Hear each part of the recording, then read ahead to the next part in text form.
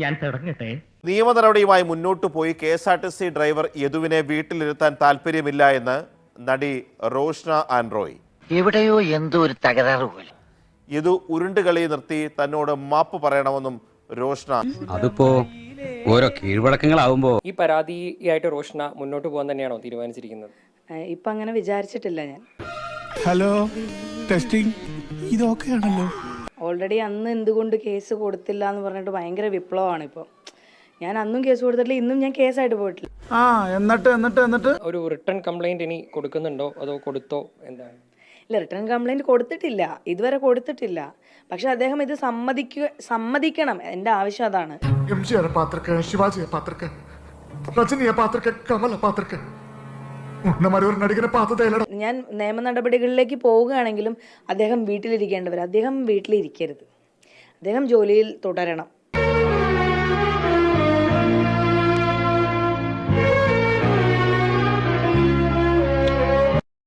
തുടരണമെന്ന് തന്നെയാണ് എൻ്റെ ആഗ്രഹം. കാരണം എന്താണെന്ന് വെച്ചാൽ അദ്ദേഹം മാന്യത എങ്ങനെ മറ്റുള്ളവരോട് ഡ്രൈവ് ചെയ്യുമ്പോഴൊക്കെ എങ്ങനെ പെരുമാറണം എന്നുള്ളത് ഇനി പഠിക്കും.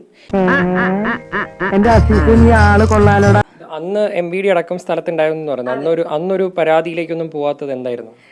അത് ഉത്തരം പറ. അത് നീ ഇപ്പൊ ചോദിച്ചതേ ഒരു ആദ്യം ഊള ആൻസർ. എൻ്റെ ഷോപ്പിന്റെ ഉദ്ഘാടന സംബന്ധമായിട്ടാണ് ഞാൻ വരുന്നത്. ഓൾറെഡി ഞാൻ ലേറ്റായി. അന്നത്തെ ഒരു ദിവസം കഴിഞ്ഞിട്ട് പിന്നീട് അത് മറക്കുമായിരുന്നോ അതോ അതിനെ പിറകെ പോകാൻ തുനിഞ്ഞില്ല എന്നാണ്? KSRTCയിൽ തിരുവനന്തപുരത്ത് തന്നെ വർക്ക് ചെയ്യുന്ന ഒരു വ്യക്തിയുമായിട്ട് ഞാൻ സംസാരിച്ചിരുന്നു. അദ്ദേഹം പറഞ്ഞത് വണ്ടിയുടെ പുറകിൽ ഒരു നമ്പറുണ്ട്, ആ നമ്പറിൽ വിളിച്ചാൽ അവർ ഡിപ്പോയിൽ ഇതിന് എക്സ്പ്ലനേഷൻ ചോദിക്കുന്നു.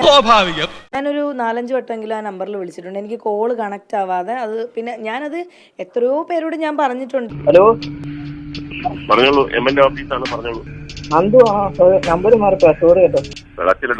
അദ്ദേഹം തെറിയാണ് പറഞ്ഞത്.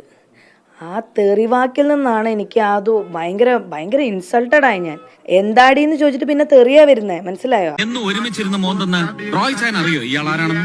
ഇല്ല, അറിയില്ല, അറിയിക്കില്ല. ഇയാള് ഇന്ത്യൻ മിലിറ്ററിയുടെ സൈബർ ഇന്റലിജൻസ് വിങ്ങിന്റെ കമാൻഡിംഗ് ഓഫീസർ.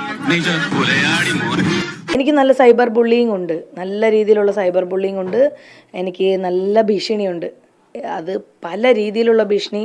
ഇവിടെ എന്നെ പോലെ ആത്മാർത്ഥതയുള്ള ഒരു കലാകാരന് മാനം മര്യാദയ്ക്ക് ജീവിക്കാൻ ഒക്കത്തില്ലെന്ന് ഇന്ന് എനിക്ക് മനസ്സിലായി. യദു ഇനിയും നിഷേധിച്ചാൽ റോഷ്ന വീണ്ടും മുന്നോട്ട് അദ്ദേഹം ഈ കിടന്ന് ഉരുളും എന്നല്ലാതെ നിഷേധിക്കുമെന്ന് എനിക്ക് തോന്നുന്നില്ല.